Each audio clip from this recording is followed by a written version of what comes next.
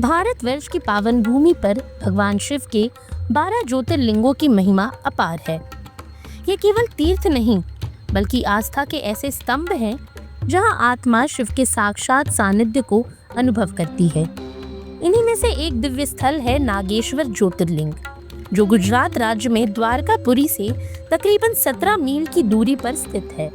ये स्थान न केवल तीर्थ यात्रियों के लिए पूजनीय है, बल्कि उन भक्तों के लिए भी प्रेरणा स्रोत है जिनकी श्रद्धा कठिनतम परिस्थितियों में भी डगमगाती नहीं।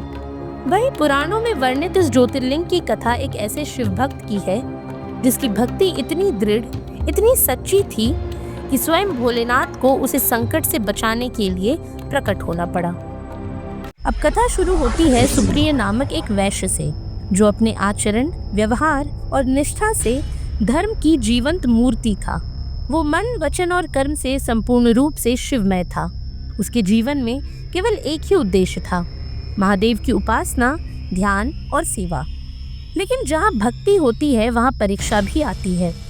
सुप्रिय की इस अविचल भक्ति से दारुक नाम का एक दुष्ट राक्षस बहुत क्रुद्ध था।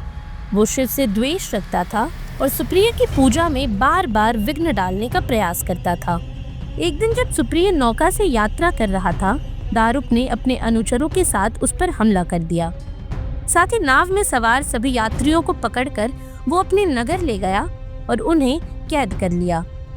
लेकिन सुप्रिय की श्रद्धा और साधना बंदी गृह की दीवारों में भी बाधित नहीं हुई।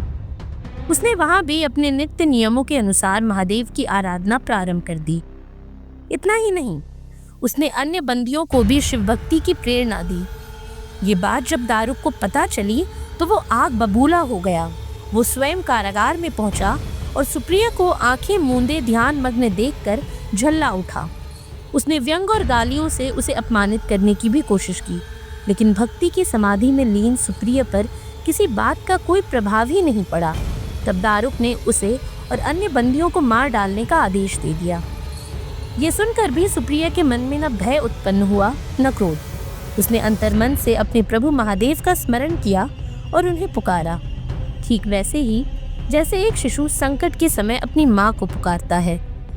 और जैसे ही उसकी आर्त पुकार महादेव तक पहुंची, भोलेनाथ स्वयं कारागार में एक दिव्य ज्योति के रूप में प्रकट हुए। उनका तेज अपार था।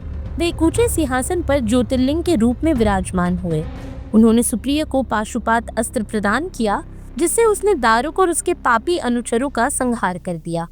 इस महाप्रसंग के उपरांत भगवान शिव ने आदेश दिया कि इस स्थान पर स्थापित ज्योतिर्लिंग का नाम नागेश्वर होगा। वहीं शास्त्रों में कहा गया है, एतद यह शृणुया नित्यम नागेशोदवमादरात् सर्वान् कामान्याद धीमानः महापातक नाशकम। अर्थात जो श्रद्धा भाव से इस कथा को सुनता है, वो अपने समस्त पापों से मुक्त होकर भगवान शिव के परम धाम को प्राप्त करता है। वही नागेश्वर ज्योतिर्लिंग की ये दिव्य कथा एक भक्त और भगवान के बीच के संबंध की कहानी ही नहीं, ये अटूट श्रद्धा, अडिग विश्वास और अपार भक्ति की पराकाष्ठा का जीवंत उदाहरण है। यह हमें सिखाती है कि कठिन से कठिन परिस्थितियों में भी यदि मन स्थिर और निष्ठावान हो तो स्वयं ईश्वर प्रकट होकर अपने भक्त की रक्षा करते हैं, क्योंकि भक्ति की शक्ति से बड़ा इस दुनिया में कोई अस्त्र नहीं होता। आज के लिए इतना ही। ये सामग्री आपके लिए जुटाई थी उर्वशी शेखर ने और वीडियो संयोजन किया था राहुल कुमार ने। ये वीडियो आपको कैसा लगा हमें कमेंट सेक्शन में जरूर बताएं और हमारे नए यूट्यूब चैनल न्यूज हाट झारखंड को सब्सक्राइब करना ना भूलें।